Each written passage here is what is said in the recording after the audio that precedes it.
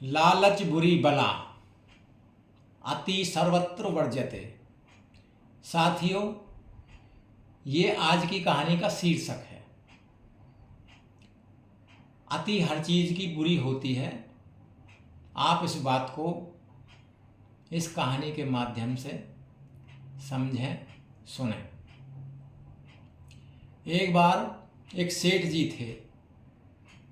सेठ जी के पास बहुत पैसा था, बहुत धन दौलत थी। सेठ जी का व्यापार देश विदेश में फैला था। सेठ जी के पड़ोस में ही एक मोची रहते थे। मोची, चप्पल जूते बनाने वाले को मोची कहते हैं।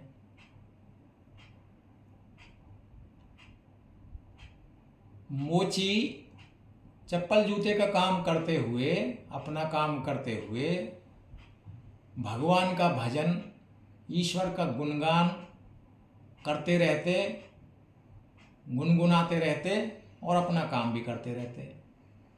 ईश्वर का गुणगान करते हुए, अपना काम करते हुए वो भगवान का भजन भी गुनगुनाते रहते थे, गाते रहते थे, मस्त रहते थे।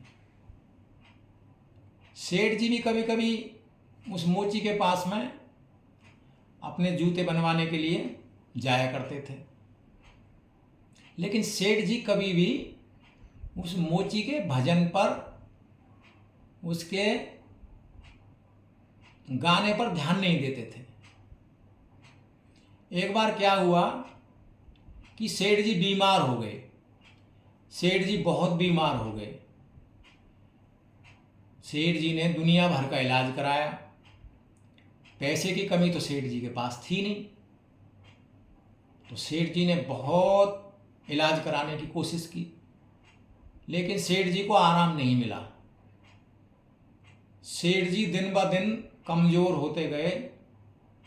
वो इतने कमज़ोर हो गए कि मरने की हालत में पहुंच गए। उनको बिस्तर से खड़ा होना भी मुश्किल हो गया। किसी दवा ने कोई काम नहीं किया। सारी दवा फेल हो गई। कोई रुपया पैसा काम नहीं आया। कोई धन दौलत सेठ जी के इलाज में काम नहीं आई। अब एक दिन सेठ जी सारी उम्मीदें छोड़कर कि अब तो मरना ही है, मरने के लिए ही अपने घर में पड़े रहते थे। अब एक दिन अपने घर में पड़े थे, अपने बिस्तर पर पड़े थे। अब वो बिस्तर पर पड़े पड़े सेठ जी को उस मोची के भजन गाना सुनाई पड़ा। उस मोची का भगवान का गुणगान करना, भजन गुनगुनाना सेठ जी के कानों में पड़ा। तो सेठ जी को अच्छा लगा, उसका मन प्रसन्न हुआ, उसको खुशी मिली। तो उसकी बीमारी में आराम हुआ। सेठ जी ने फिर दूसरे दिन सुना तो सेठ जी को और आराम हुआ, और बीमारी में आराम हुआ, और अच्छा महसूस करने लगे। ऐसे करते करते इस प्रकार सेठ जी एक दिन पूरी तरह स्वस्थ हो गए, पूरी तरह ठीक हो गए सेठ जी। ठीक होने के बाद सेठ जी प्रसन्न होकर मोची के पास गए, जो उनके पड़ोस में था मोची, उसके पास गए। मोची से जाकर बोले, भाई मैं आपसे बहुत प्रसन्न हूँ। मैंने दुनिया भर का इलाज कराया अपनी बीमारी का, लेकिन मैं किसी भी इलाज से ठीक नहीं हो पाया। मैं आपके भजन गुणगान से, आपके भजन को सुनकर बिल्कुल ठीक हो गया हूँ। तो मैं आपसे बहुत प्रसन्न हूँ भाई। तो मैं आपको खुश होकर ये 1000 रुपये इनाम में दे रहा हूँ, आप इनको स्वीकार करें। तो मोची ने 1000 रुपये सेठ जी से ले लिए। अब तो मोची 1000 रुपये लेकर अपने घर पहुँचे। अब मोची सोचने लगे, भाई 1000 रुपये से मैं ये खरीदूंगा, वो खरीदूंगा, नया मकान खरीदूंगा, ज़मीन खरीदूंगा, सोना चांदी खरीदूंगा। उसको ये विचार आने लगे। अब इन्हीं विचारों में वो पूरी रात खोया रहा, पूरी रात वो सो नहीं पाया इसी सोच विचार में। अब पूरी रात को वो नहीं सो पाया तो दिन पर काम पर भी नहीं आ पाया जो वो काम करता था मोची का।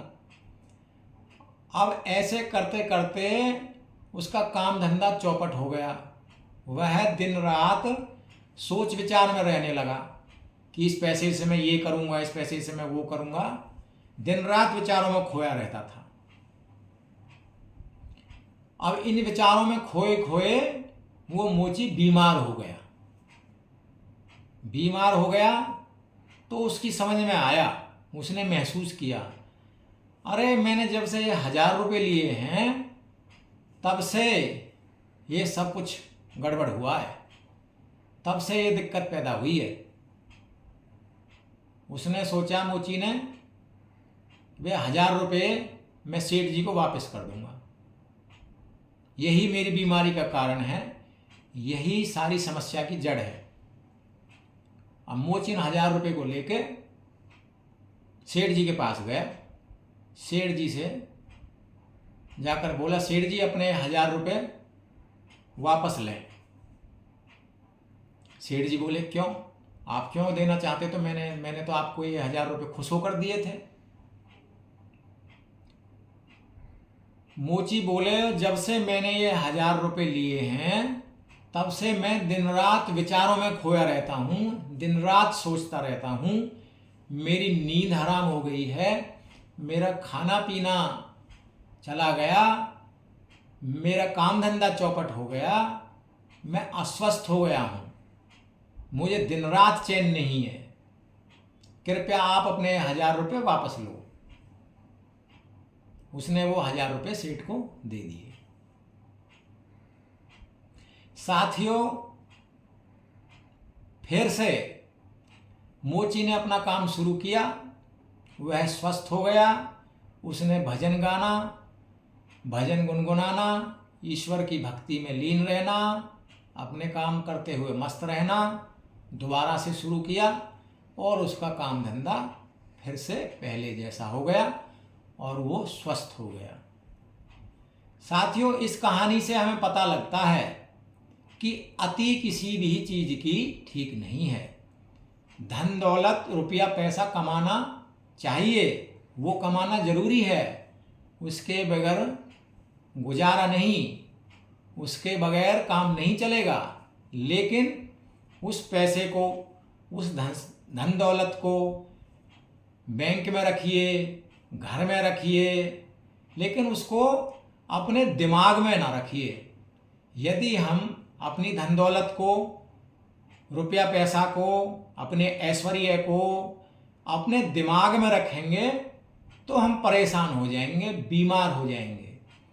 हम उन चीज़ों से दूर हो जाएंगे, उस आनंद से दूर हो जाएंगे। जो आनंद, जो खुशी, जो प्रसन्नता हमारे जीवन के लिए जरूरी है, अति आवश्यक है, जिसके बगैर हम स्वस्थ नहीं रह सकते, हमारा दिल दिमाग स्वस्थ नहीं रह सकता। तो साथियों, इस कहानी से हमें ये शिक्षा मिलती है, ये सीख मिलती है।